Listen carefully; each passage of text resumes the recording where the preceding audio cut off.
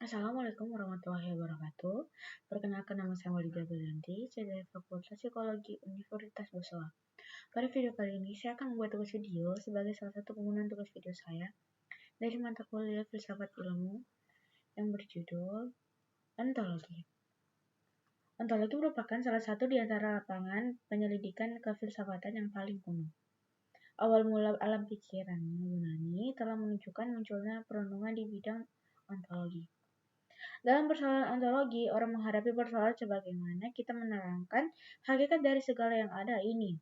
Pertama kali orang dihadapkan pada adanya dua macam kenyataan. Yang pertama, kenyataan yang berupa materi, kebenaran, dan yang kedua, kenyataan yang berupa rohani, kejiwaan. Pembicaraan tentang hakikat sangatlah luas sekali, yaitu segala yang ada, yang mungkin ada. Hakikat adalah realitas. Realitas adalah kerealan. Real artinya kenyataan yang sebenarnya. Jadi hakikat adalah kenyataan sebenarnya sesuatu, bukan kenyataan sementara atau keadaan yang menipu. Juga bukan kenyataan yang berubah. Ahmad Tafsir mencontohkan tentang hakikat makna demokrasi dan fata morgana. Pada hakikatnya, pemerintahan demokratis menghargai pendapatnya. Pembahasan tentang ontologi sebagai dasar ilmu berusaha untuk menjawab apa yang menurut Aristoteles merupakan the first philosophy dan merupakan ilmu mengenai esensi benda-benda. Untuk lebih jelasnya, penulisan mengemukakan pengertian dan aliran pemikiran dalam ontologi ini. Kata ontologi berasal dari perkataan Yunani, on, being, dan logos, logik. Jadi ontologi adalah tipe teori of being, teori tentang keberadaan sebagai keberadaan. Louis Okhotov dalam Elements of Philosophy mengatakan ontologi itu mencari ultimate reality dan menceritakan bahwa di antara contoh pemikiran ontologi dan pemikiran Thales yang berpendapat bahwa airlah yang menjadi ultimate substance yang mengeluarkan semua benda. Jadi asal semua benda hanya satu air saja, yaitu air. Yang Mujadid dalam buku filsafatnya mengatakan, ontologi membahas tentang yang ada, yang tidak terikat oleh satu perjudian tertentu. Ontologi membahas tentang yang ada yang universal, menampilkan pemikiran semesta universal. Ontologi berusaha mencari inti yang termuat dalam setiap kenyataan atau dalam rumusan Flores bagus menjelaskan yang ada yang meliputi semua realitas dalam konteksnya. Sedangkan menurut Jujun S. Surya Sumantri dalam pengantar ilmu dalam perspektif mengatakan ontologi membahas apa yang ingin kita ketahui, seberapa jauh kita ingin tahu, atau dengan perkataan lain, suatu pengkajian mengenai teori tentang ada. Sementara itu, A. Derdiri dalam bukunya Humaniora, Filsafat dan Logika mengatakan ontologi adalah menyelidiki sifat dasar dari apa yang nyata secara fundamental dan secara yang berbeda, di mana entitas dari kategori-kategori yang logis yang berlainan, objek-objek fisis dan hal universal abstraksi yang dapat dikatakan ada. Dalam kerangka tradisional ontologi dianggap sebagai teori mengenal prinsip-prinsip umum dari hal ada, sedangkan dalam hal pemakaian akhir-akhir ini ontologi dipandang sebagai teori mengapa apa yang ada.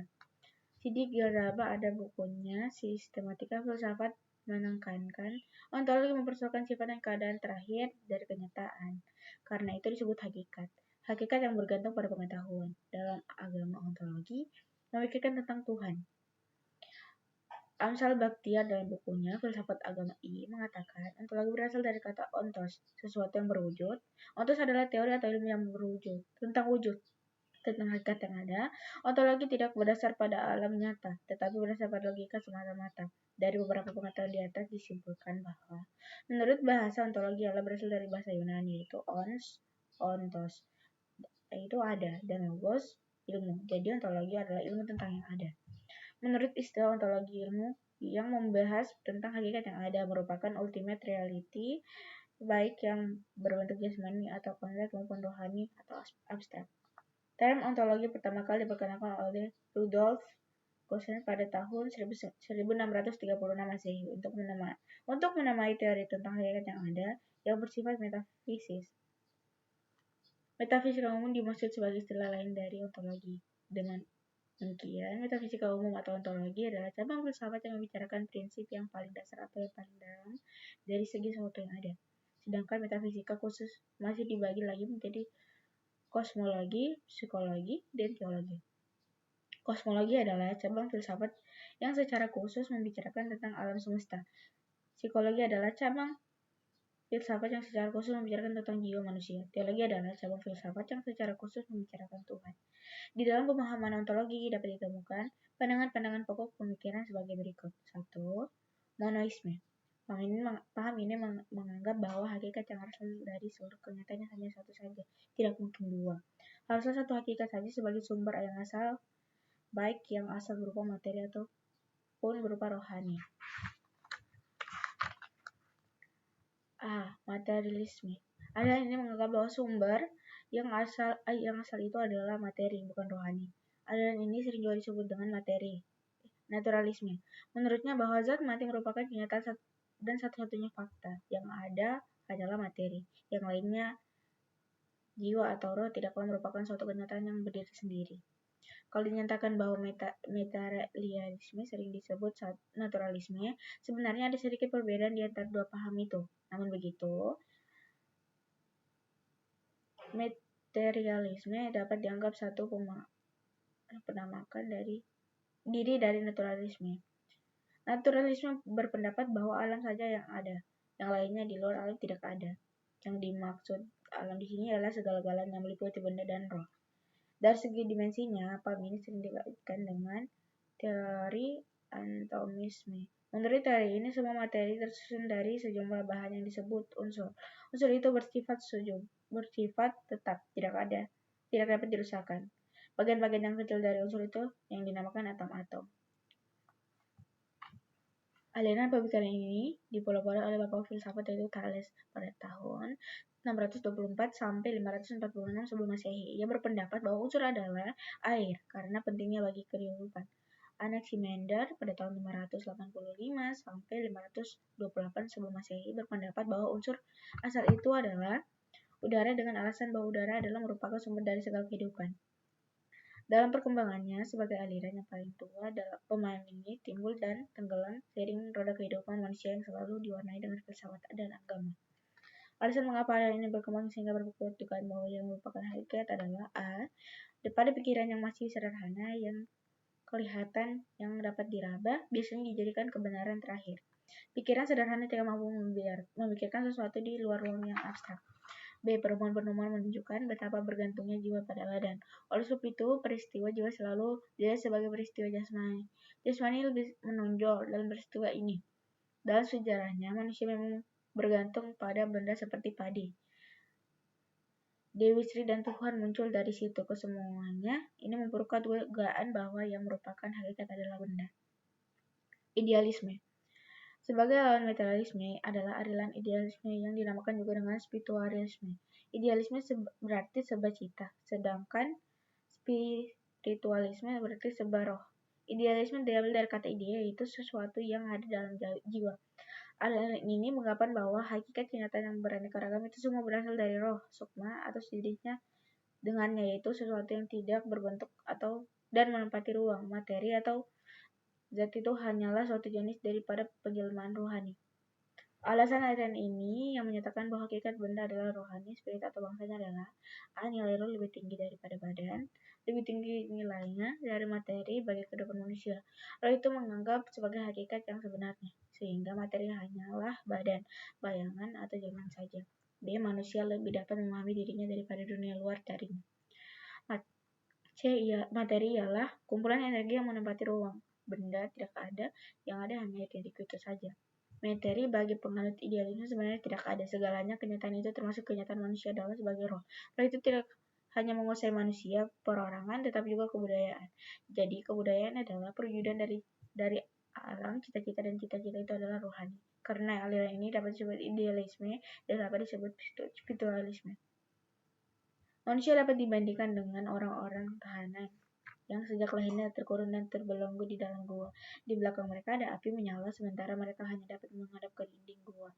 Beberapa orang budak belian berjalan-jalan di depan api itu sambil memukul macam-macam benda. Hal itu mengakibatkan macam-macam bayangan yang jatuh pada dinding gua.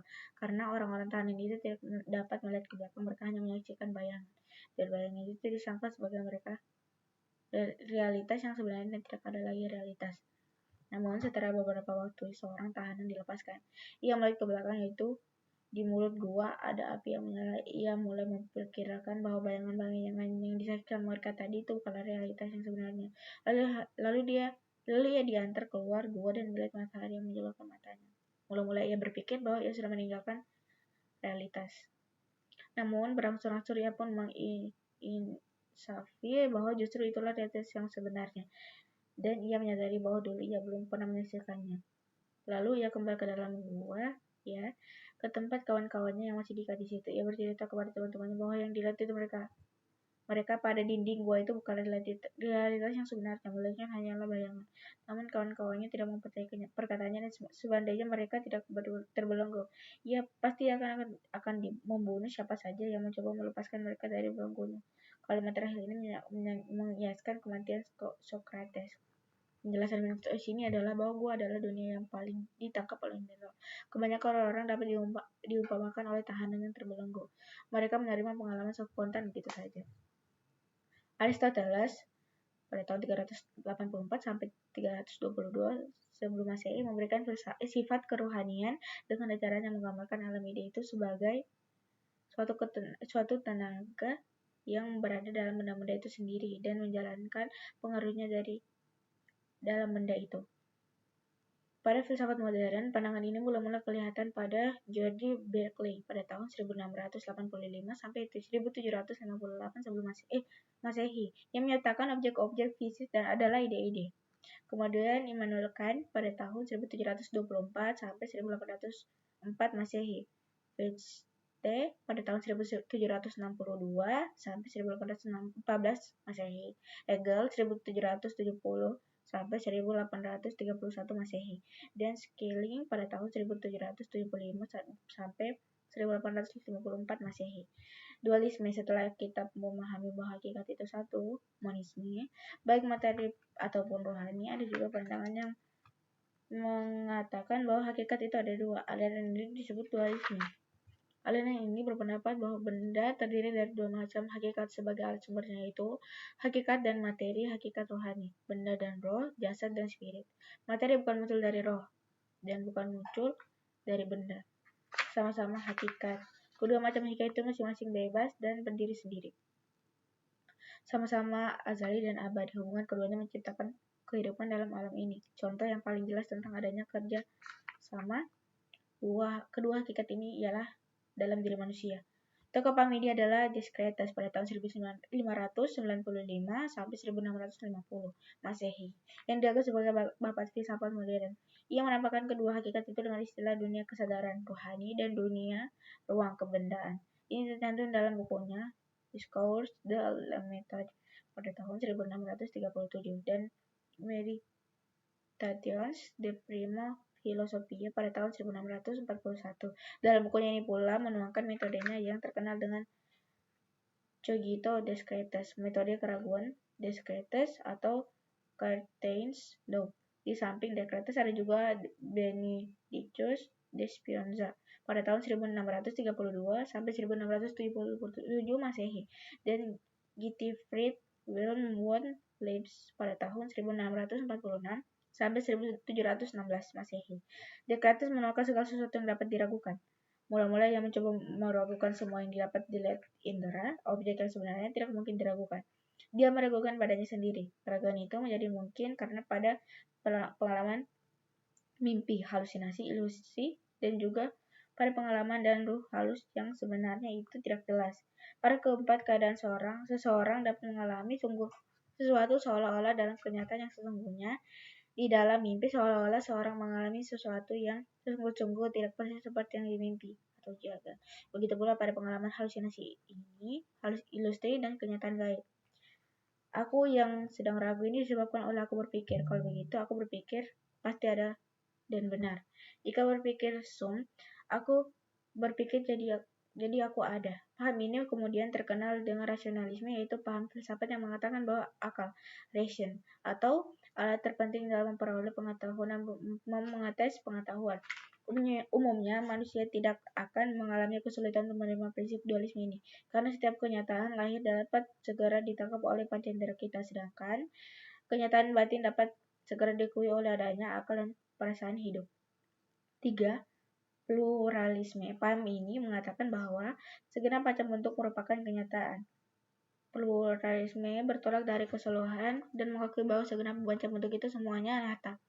Pluralisme dalam Dictionary of Philosophy and Religion dikatakan sebagai paham yang menyatakan bahwa kenyataan alam ini tersusun dari banyak unsur, lebih dari satu atau dua entitas.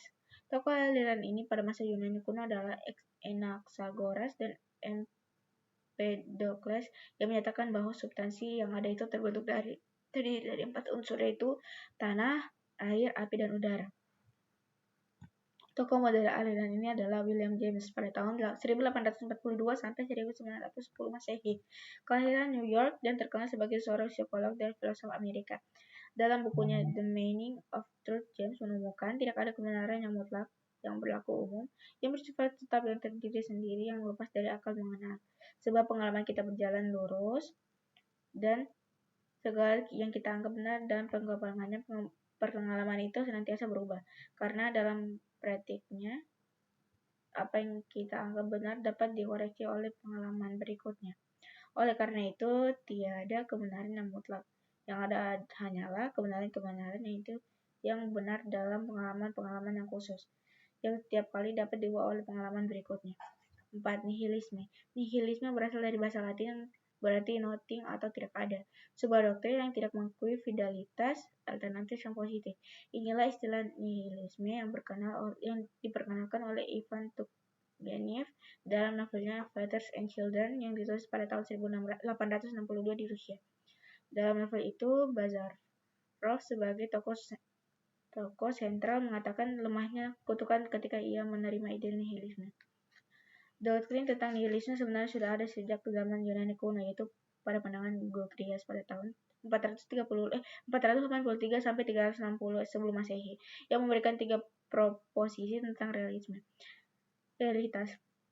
Pertama, tidak ada sesuatu yang eksis. Realitas itu sebenarnya tidak ada. Bukankah Zeno juga pernah sampai pada kesimpulan bahwa hasil pemikiran itu selalu tiba pada paradoks? Kita harus menyatakan bahwa realitas itu tunggal dan banyak, terbatas dan tidak terbatas, dicipta dan tidak tercipta, karena kontraksi tidak dapat diterima, maka pemikiran lebih baik tidak menyatakan apa-apa tentang realitas. Kedua, bila sesuatu itu ada, ia tidak dapat diketahui. Ini disebabkan oleh pengendaraan atau tidak dapat dipercaya. Pengendaraan ini sumber ilusi. Akal juga tidak mampu meyakinkan kita tentang bahan alam semesta ini karena kita telah dikungkung oleh dilema subjektif. Kita berpikir sesuai dengan kemauan ide kita yang kita terapkan pada fenomena. Ketiga, sekalipun realitas itu dapat diketahui, ia tidak akan dapat kita beritahukan kepada orang lain. 5. Agnosticisme. Paham ini mengingkari kesanggupan manusia untuk hakikat rohani. Kata agnostisisme berasal dari bahasa Greek agnotos yang berarti you know, artinya not. You know artinya no. Timbulnya aliran ini dikarenakan sebelumnya belum didapatnya orang mengenal dan mampu menerangkan secara konkret akan adanya kenyataan yang berdiri sendiri dan dapat kita kenal. Aliran ini dengan tegas melalui menyangkal adanya suatu kenyataan mutlak yang bersifat transenden. Sementara itu, Martin Heidegger pada tahun 1989 sampai 1976 Masehi, seorang filosof Jerman mengatakan satu-satunya yang ada itu ialah manusia, karena hanya manusialah yang dapat memahami dirinya sendiri. Jadi dunia bagi manusia tidak ada persoalan bagi alam metafisika. Pada pemahaman lainnya, Jean-Paul Sartre pada tahun 1905 sampai 1980 Masehi, seorang filosof dan sastrawan Prancis yang ateis, sangat berpengaruh dengan pikiran ateisnya, mengatakan bahwa manusia selalu menyangkal. Hakikat beradanya manusia bukan atre ada, melainkan etre akan atau sedang. Segala perbuatan manusia tanpa tujuan karena tidak ada yang tetap, selalu disangkal. Segala sesuatu mengalami kegagalan, desain ada atau berada dalam cakrawala gagal. Ternyata segala macam nilai hanya terbatas saja. Manusia tidak boleh mencari macam nilai yang cari dan mengusulkan kegagalan dan keruntuhan, sebab hal ini bukanlah yang asli. Kegagalan dan keruntuhan itu mewujudkan tulisan sendiri. Free sempurna dari ada. Di dalam kegagalan keruntuhan itu, orang mengalami ada mengalami transcend. Jadi antagonisme adalah paham pengingkaran atau penyangkalan terhadap kemampuan manusia mengetahui hakikat benda baik materi ataupun rohani. Aliran ini mirip dengan skeptisme yang berpendapat bahwa manusia diragukan kemampuannya mengetahui hakikat.